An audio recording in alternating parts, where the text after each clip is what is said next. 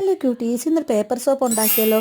അതും നമുക്ക് ഹാൻഡ് വാഷോ ഉണക്കോ വെടുക്കോ ഒന്നും ചെയ്യാതെ നമുക്ക് ഈസി ആയിട്ട്, അതിനുവേണ്ടി നമ്മൾ കുളിക്കുന്ന ഏതെങ്കിലും സോപ്പ് എടുക്കുക, ഇഷ്ടമുള്ള വൈറ്റ് പേപ്പറോ ഏതെങ്കിലും കളർ പേപ്പറോ കുഞ്ഞ് പേപ്പർ എടുത്ത് അതിൻ്റെ മുകളിൽ ഇങ്ങനെ ഉരച്ചൊരച്ചൊരച്ചൊരച്ച് കൊടുക്കുകയാണ്. രണ്ട് സൈഡ് ഉരയ്ക്കണമേ.